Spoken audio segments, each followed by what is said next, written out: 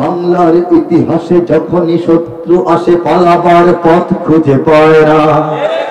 বাংলার ইতিহাসে যখনই শত্রু আসে পালাবার পথ খুঁজে পায় না। ইংরেজ বেনিয়ারা এখানে খেয়েছে, তারা পালিয়ে গিয়েছে, পাক হয় না।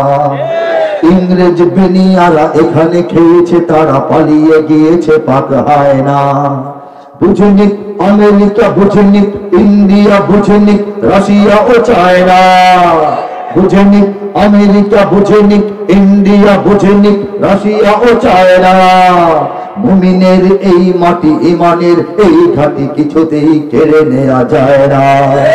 মুমিনের এই মাটি ইমানের এই ঘাটি কিছুতেই কেড়ে নেওয়া যায় না, যায় না, না, না। মুমিনের এই মাটি ইমানের এই ঘাটি কিছুতেই কেড়ে নেওয়া যায় না। সাহাবায়ে কেরামের আগমনে এই দেশ হাজারো বছর আগে ধন্য। ওলিদের মেহনতে গড়ে ওঠা এ জমিন কোটি কোটি মুমিনের জন্য, কোটি কোটি মুমিনের জন্য, কোটি কোটি মুমিনের জন্য।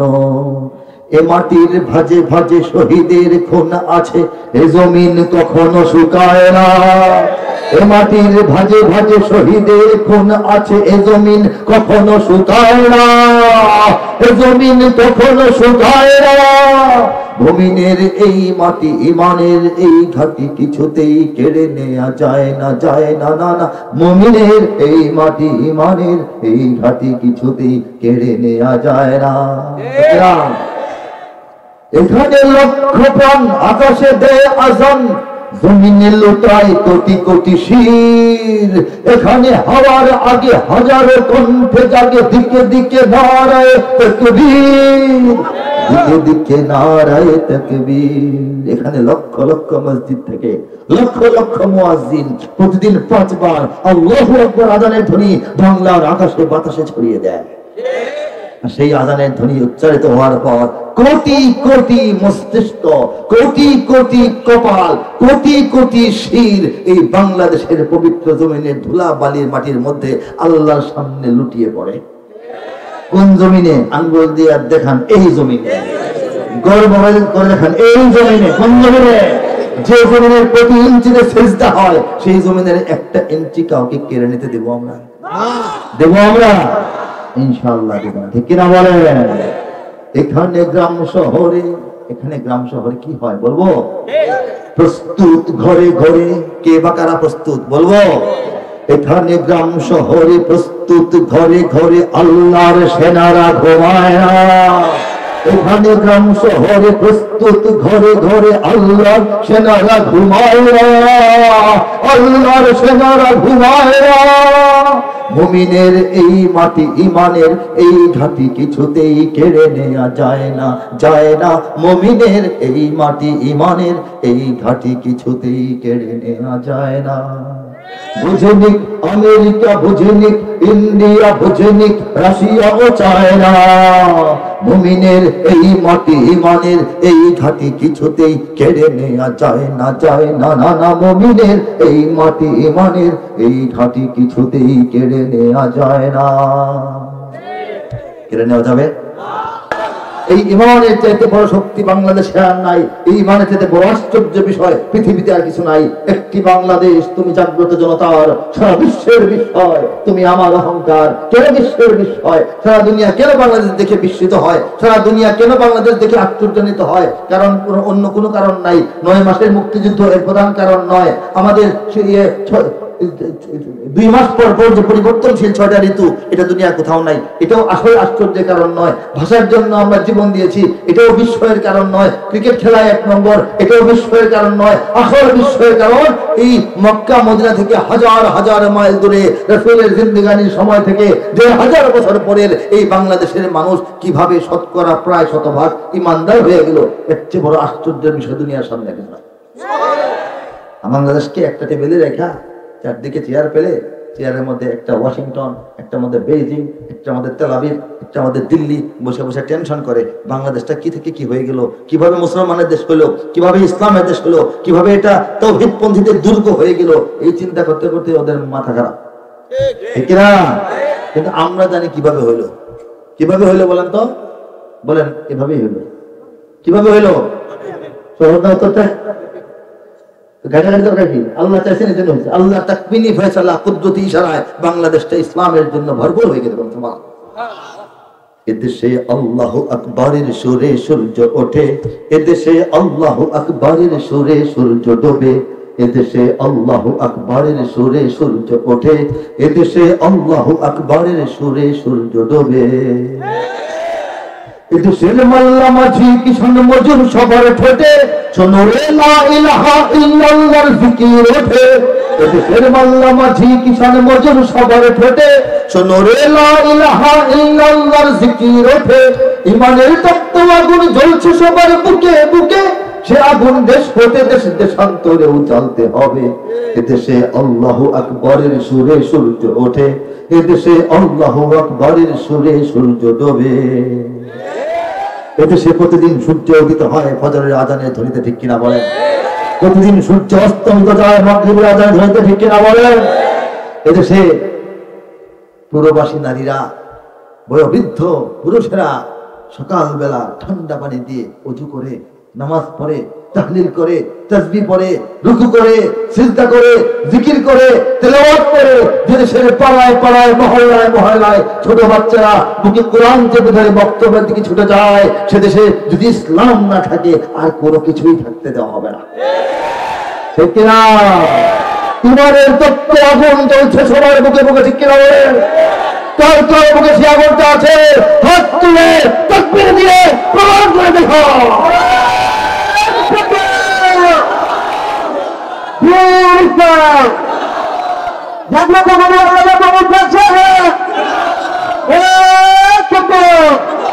ইমানের তত্ত্ব আগুন জ্বলছে সবার বুকে বুকে।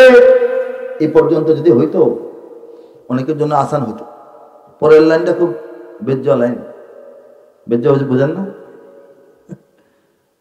সে আগুন দেশ হতে দেশ দেশান্তরেও জ্বালতে হবে। ইমানের আগুন নিয়ে আমরা বসে থাকবো না ইনশাআল্লাহ। সে আগুন দেশ দেশান্তরে ছড়িয়ে দেওয়া হবে।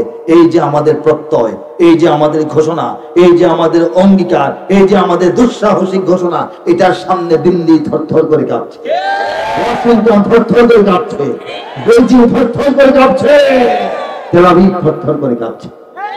প্রমাণ কি? প্রমাণ হলো ওরা আমাদেরকে নিয়ে পেরেশান। কিভাবে ক্ষতি করবে, কিভাবে জব্দ করবে, কিভাবে আমাদেরকে এই শোষণ শাসন করবে, কিভাবে আমাদেরকে আটকাবে ফিরাবে, কিভাবে আমাদের শিক্ষা ব্যবস্থা ধ্বংস করবে, কিভাবে আমাদের সংস্কৃতি ধ্বংস করবে, কিভাবে আমাদের যুবকদের মাথা মন মস্তিষ্ক নষ্ট করবে, কিভাবে আমাদের নারীদেরকে তারা রাস্তায় নামিয়ে বেপর্দা বানাবে, কিভাবে আমাদের সব ধরনের ক্ষতি করতে পারে চেষ্টা করতেছে। এদেশের পথে ঘাটে, এদেশের বাজার হাটে, এদেশের এদেশের এদেশের এদেশের এদেশের গঞ্জে গ্রামে খোদার নামের তাসবিহাতে কত পীর আউলিয়াদের অশ্রু ঝরে গভীর রাতে।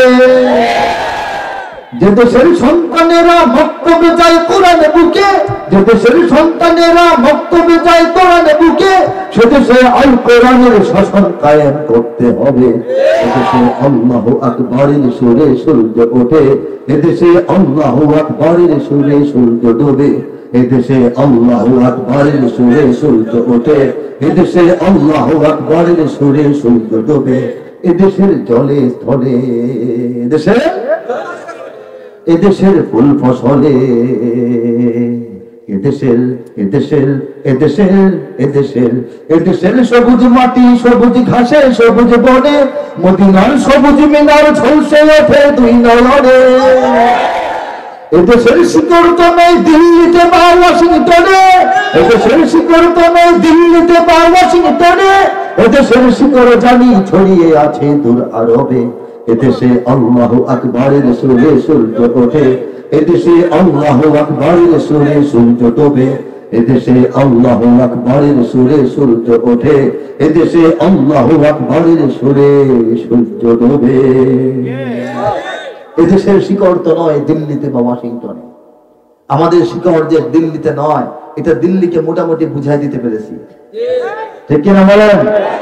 দিল্লি একটু পিছনে হটেছে, ওয়াশিংটন দুই কদম সামনে আগায় আসার চেষ্টা করতেছে। খবর রাখেন কিনা? বন্ধুত্বের সীমানা টানা আছে। বন্ধুত্বের সীমানা পর্যন্ত যে কেউ আসতে পারে, সহযোগিতা করতে পারে আমাদের রাজনীতি গুছিয়ে দেওয়ার জন্য, আমাদের অর্থনীতিকে চাঙ্গা করার জন্য, আমাদের সাথে নানান রকমের ব্যবসায়িক বাণিজ্যিক চুক্তি আসতে পারে সারা দুনিয়া থেকে।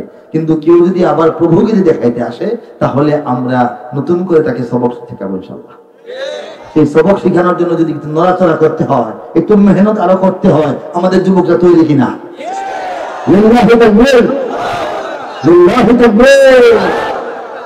বাংলার ইতিহাসে যখনই শত্রু আসে পালাবার পথ খুঁজে পায় না। বাংলার ইতিহাসে যখনই শত্রু আসে পালাবার পথ খুঁজে পায় না। ইংরেজ বেনিয়ারা এখানে খেয়েছে, তারা পালিয়ে গিয়েছে, পাক হয় না। ইংরেজ বেনিয়ারা এখানে খেয়েছে, তারা পালিয়ে গিয়েছে, পাক হয় না। বুঝেনি আমেরিকা, বুঝেনি ইন্ডিয়া, বুঝেনি রাশিয়া ও চায়না। বুঝেনি আমেরিকা, বুঝেনি ইন্ডিয়া, বুঝেনি রাশিয়া ও চায়না। মুমিনের এই মাটি ইমানের এই ঘাটি কিছুতেই কেড়ে নেওয়া যায় না। মুমিনের এই মাটি ইমানের এই ঘাটি কিছুতেই কেড়ে নেওয়া যায় না, যায় না, না, না। মুমিনের এই মাটি ইমানের এই ঘাটি কিছুতেই কেড়ে নেওয়া যায় না। সাহাবায়ে কেরামের আগমনে এই দেশ হাজারো বছর আগে ধন্য। ওলিদের মেহনতে গড়ে ওঠা এ জমিন কোটি কোটি মুমিনের জন্য, কোটি কোটি মুমিনের জন্য, কোটি কোটি মুমিনের জন্য। এ মাটির ভাজে ভাজে শহীদের খুন আছে, এ জমিন কখনো শুকায় না। এ মাটির ভাজে ভাজে শহীদের খুন আছে, এ জমিন কখনো শুকায় না। এ জমিন কখনো শুকায় না। মুমিনের এই মাটি ইমানের এই ঘাটি কিছুতেই কেড়ে নেওয়া যায় না, যায় না, না, না। মুমিনের এই মাটি ইমানের এই ঘাটি কিছুতেই কেড়ে নেওয়া যায় না। এখানে লক্ষ প্রাণ আকাশে দেয় আজান, জমিনে লুটায় কোটি কোটি শির। এখানে হাওয়ার আগে হাজারো কণ্ঠে জাগে, দিকে দিকে নারায়ে তাকবীর, দিকে দিকে নারায়ে তাকবীর। এখানে লক্ষ লক্ষ মসজিদ থেকে লক্ষ লক্ষ মুয়াজ্জিন প্রতিদিন 5 বার আল্লাহু আকবার আযানের ধ্বনি বাংলার আকাশে বাতাসে ছড়িয়ে দেয়। সেই আযানের ধ্বনি উচ্চারিত হওয়ার পর কোটি কোটি মস্তিষ্ক, কোটি কোটি কপাল, কোটি কোটি শির এই বাংলাদেশের পবিত্র জমিনের ধুলা বালির মাটির মধ্যে আল্লাহর সামনে লুটিয়ে পড়ে।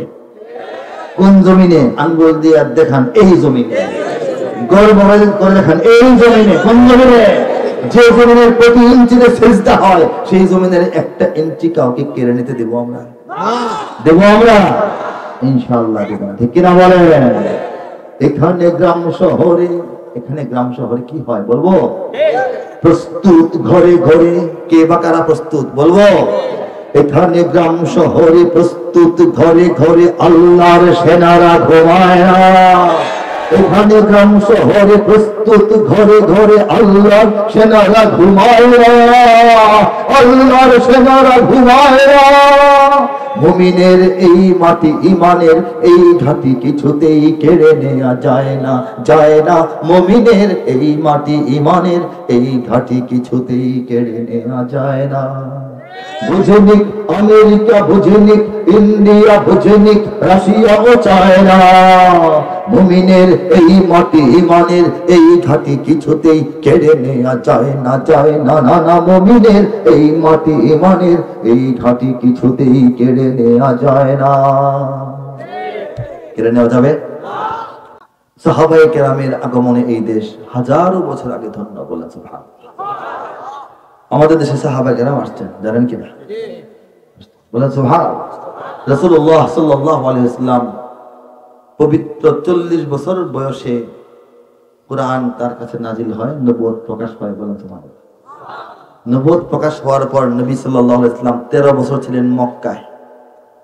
মদিনায় হিজরত করে গিয়ে আরো 10 বছর দুনিয়াতে আল্লাহ পাক রেখেছিলেন আমাদের সামনে। ঠিক না বলেন? এই যে 40, 13, 53 আর 10, এই 63 বছর হচ্ছে রাসূলুল্লাহ সাল্লাল্লাহু আলাইহি ওয়াসাল্লামের পবিত্র মোবারক হায়াত বলেছে মা। নবুয়ত লাভের পর মক্কায় যখন ছিলেন, নতুন নতুন যারা মুসলমান হচ্ছিলেন তাদের উপর অত্যাচারের স্টিম রোলার চলছে, নির্যাতন, নিপীড়ন, নিগ্রহ, বাড়ি ছাড়া, লুটপাট, অন্যায়, অবিচার, অনাচার চলছে। আল্লাহ রাসূল সাল্লাল্লাহু আলাইহি ওয়াসাল্লাম কয়েকজন সাহাবীকে বললেন, হে আমার সাহাবীরা, তোমাদের মধ্যে যাদের পক্ষে সম্ভব হয়, যারা পারো, যাদের সাঙ্গেস্তা কোলায়, যাদের সামর্থ্য কোলায়, তোমরা আস্তে আস্তে এই আরব ভূমি ছেড়ে দিয়ে আফ্রিকার একটা দেশে চলে যাও, আবিসিনিয়ায় চলে যাও, সেখানে গিয়ে দাওয়াতের কাজ করো। হিজরতের অনুমতি দিলেন। মদিনায় হিজরতের আগে আরো 2টা হিজরত হয়েছে আবিসিনিয়ায়, বর্তমান যেটাকে বলা হয় ইথিওপিয়া, আর অতীতে বলা হতো হাবশা। বিলাল হাবশি রাদিয়াল্লাহু তাআলা আনহুর বাড়ি। বলেন সুবহানাল্লাহ। নবীজির পরামর্শে, অনুমতিতে, অনুমোদনে, সম্মতিতে একঝাঁক সাহাবায়ে কেরাম, কিছু নারী শিশু সহ 82 জন 84 জন বা কিছু কম বেশি, তারা কাফেলা করে আবিসিনিয়ায় চলে গেলেন, লোহিত সাগর পার হয়ে। আবিসিনিয়ায় যে সাহাবীরা চলে গিয়েছিলেন, মক্কায় তখন নবীজি আছেন, অত্যাচার নির্যাতন চলতেছে। এই সাহাবীদের অনেকেই পরবর্তীতে মক্কা মদিনায় আর ফিরে আসেন নাই। তাহলে তা কোথায় গেলেন? পরবর্তীতে হিজরতের সময় তারা নাই, মসজিদে নববী বানানোর সময় তারা নাই, বদর যুদ্ধে নাই, উহুদ যুদ্ধে নাই, খন্দকে নাই, খয়বরে নাই, তারা সুলহে হুদায়বিয়ায় নাই, তারা মক্কা বিজয়ে নাই, বায়াতের জওয়ানেও নাই, কোথাও নাই। এই সাহাবীরা গেলেন কই? এই সাহাবায়ে কেরাম চিন্তা করলেন, বুদ্ধি করলেন যে ইমানের যে দাওয়াত, তাওহীদের যে সম্পদ, সিরাতুল মুস্তাকিমের যে নির্দেশনা আমরা পেয়েছি, এটা নিয়ে মক্কা থেকে, মদিনা থেকে, আমরা আরব থেকে বের হয়ে আসছি, আমরা এখানে বসে থাকবো কেন? সারা দুনিয়ায় ছড়ায় যায়। এই চিন্তা থেকে হযরত সাদ ইবনে আবি ওয়াক্কাস রাদিয়াল্লাহু তাআলা আনহু, প্রখ্যাত সাহাবী, ওনার আব্বা হযরত আবু ওয়াক্কাস ওহাইব ইবনে মালিক রাদিয়াল্লাহু তাআলা আনহু, তিনি তার নেতৃত্বে 4 থেকে 8 জন সাহাবীর একটা দল এই আবিসিনিয়ার সফর অবস্থায়, আবিসিনিয়ায় হিজরতকালীন থাকা অবস্থা থেকে তারা জাহাজ ভর্তি ব্যবসার মালামাল আর হৃদয় ভর্তি ইমানের তাজাল্লি নিয়ে তারা আরব সাগর, ভারত সাগর পাড়ি দিয়ে চট্টগ্রাম দিয়ে বাংলাদেশের জমিনে প্রবেশ করেছে। 618 খ্রিস্টাব্দে। কবে? বর্তমানে 2024। 618 খ্রিস্টাব্দটা হইল হিজরতেরও 2.5 বছর আগে। বলেন সুবহানাল্লাহ। 622 খ্রিস্টাব্দে বদর যুদ্ধ অনুষ্ঠিত হয়, সংগঠিত হয়, ঠিক না? বদর যুদ্ধের 1.5 বছর আগে হিজরত হয়, 1-1.5 বছর আগে, 1.5 বছর আগে। হিজরতেরও 4 বছর আগে, 2.5 বছর আগে 618 খ্রিস্টাব্দ। তখনও নবীজি মক্কায়। বলেন সুবহানাল্লাহ। তখনও মদিনা আল্লাহর নবীকে সরাসরি পায় নাই, তখনও তলা আল বাদরু আলাইনা গানটা তারা গায় নাই, তখনও মসজিদে কুবা তৈরি হয় নাই, তখনও মসজিদে নববী অস্তিত্বে আসে নাই, তখনও আল্লাহর রাসূল সাল্লাল্লাহু আলাইহি ওয়াসাল্লাম মদিনার বাগানে বৈশা খেজুর খান নাই। এর আগেই বাংলাদেশে ইসলাম ঢুকে গেছে। নবী মক্কায়, ইসলাম কোথায়? কার মাধ্যমে? সাহাবায়ে কেরামের মাধ্যমে। বলেন সুবহানাল্লাহ। এই সাহাবীরা বাংলাদেশে ঢুকেছেন, তারা সাগরের তীর ধরে ধরে ধরে ধরে তারা একদম সুন্দরবনের, এই খুলনার সুন্দরবনের যে এটা এই উপকূল, সেই পর্যন্ত তারা ঘোরাফেরা করেছেন, ভিতরেও প্রবেশ করেছেন। পাক্কা 1.5 বছর তাদের এই সফর ছিল। এখান থেকে মালয়েশিয়া হয়ে, ইন্দোনেশিয়া হয়ে তারা চীন পর্যন্ত ব্যবসার জন্য গিয়েছেন। চীনে বর্তমানে 4 জন সাহাবীর কবরও আছে। চীনের ক্যান্টন নৌবন্দরে যারা যাবেন ব্যবসাবাদীর জন্য ঘুরতে, দেখবেন 4 সাহাবীর কবর চীনে। কেমনে আসলো? আরবের সাহাবীরা চীনে বাংলাদেশ ঘুরে ঘুরে গেছেন। বলেন সুবহানাল্লাহ। এটা হচ্ছে বাংলাদেশের ইসলামের গোড়াপত্তনের ইতিহাস। ফু মারলে উড়ে যাবে? ধাক্কা দিলে কাত হয়ে যাবে? এটা সম্ভব? কেন সম্ভব না? আল্লাহ করতে দিবেন না, ঠিক কিনা? আল্লাহ এই সুযোগ দেওয়ার জন্য এদেশে ইসলাম ঢেলে দেন নাই। আমাদেরকে মায়ের গর্ভ থেকে, বাঙালি মুসলমানদেরকে মায়ের গর্ভ থেকে ঈমান নামক জান্নাতের টিকিট আল্লাহ হাতে ধরায়া ধরায়া দুনিয়াতে পাঠিয়ে দিয়েছেন। অযথাই, অহেতুক উদ্দেশ্য নাই। আল্লাহর কোনো উদ্দেশ্য নাই। আল্লাহর উদ্দেশ্যটা হলো বাংলাদেশ হবে নীরবে, নিভৃতে, আড়ালে আড়ালে, সাগরের পারে, পোকামাকড়ের দেশ, বন জঙ্গলের দেশ, পেক্কাদা মাটির দেশ, গরিব মানুষের দেশ, অশিক্ষিত মানুষের দেশ। এই দেশটা হয়ে যাবে ইসলামের একটা শক্তিশালী দুর্গ। এটা আল্লাহর ইচ্ছা। ওয়ামাকারু ওয়ামাকারাল্লাহ ওয়াল্লাহু খায়রুল মাকিরিন। আল্লাহ বলেন, আমার দুশমনরা আমার নবীর দুশ্মনরা, আমার দ্বীনের দুশ্মনরা, আমার মুমিন বান্দাদের দুশ্মনরা সবসময় ষড়যন্ত্র, সবসময় কুবুদ্ধি, সবসময় কুটকৌশল, সবসময় চক্রান্ত করতেই থাকে। আমি তোমাদের আল্লাহ, আমিও বসানা, আমিও আমার কৌশল অবলম্বন করি, আমিও আমার পরিকল্পনাটা ঠিক করে রাখি। আল্লাহু খায়রুল মাকিরিন, আল্লাহই শ্রেষ্ঠ পরিকল্পনা করেন। আল্লাহই শ্রেষ্ঠ পরিকল্পনা। দেখেন বাংলাদেশের জন্ম হয়েছে একটা মানব শিশুর জন্মের মতো।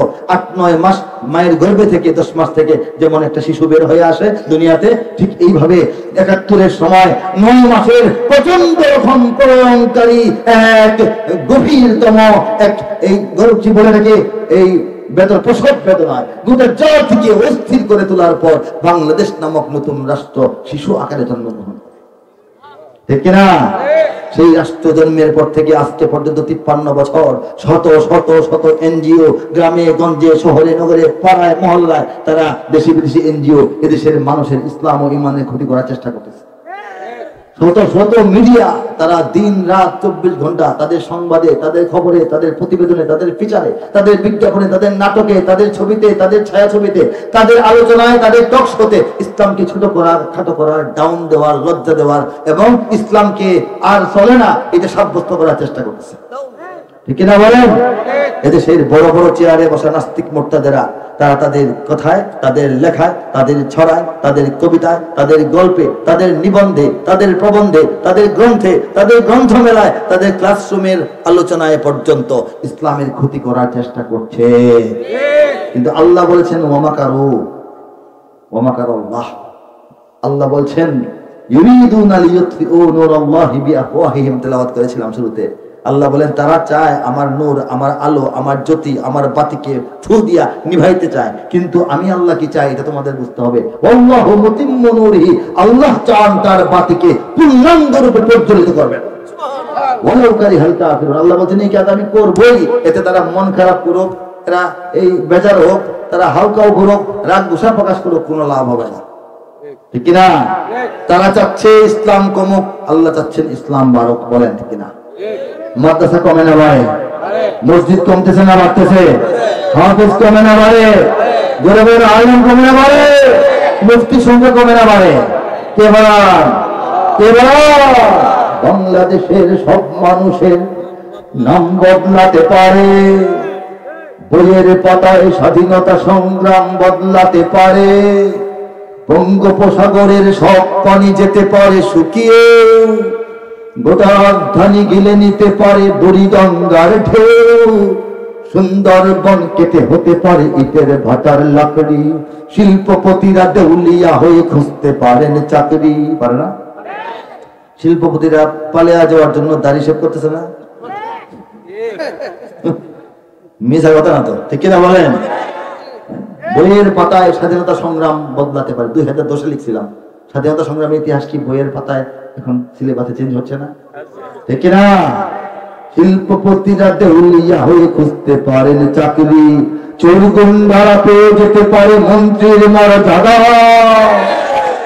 সামনেও পাইতে পারে, আগেও পাইছে। 2010-এর পরে পাইছে কিনা বলেন? লিখেছিলাম 2010-এ, এরপরে একদম লম্পট প্রকৃতির মানুষ মন্ত্রী হয়েছিল কিনা মনে আছে আপনাদের? সে রাষ্ট্র ধর্মের বিরুদ্ধে কথা বলেছিল, মনে আছে?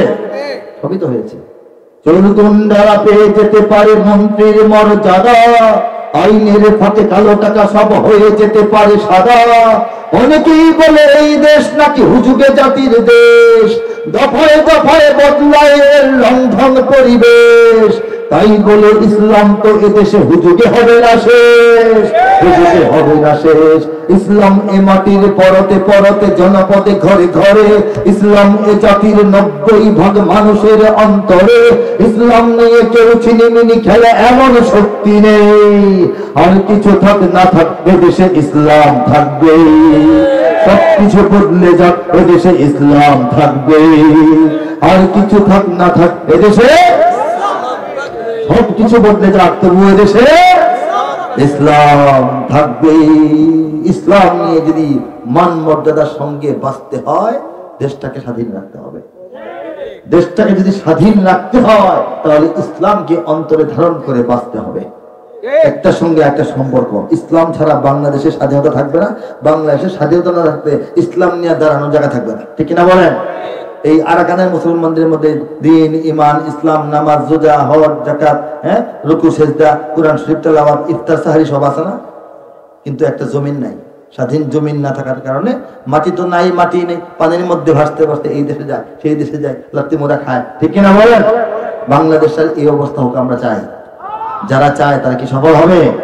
সফল হবে?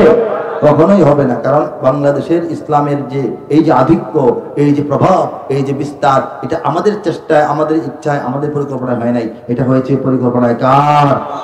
কার?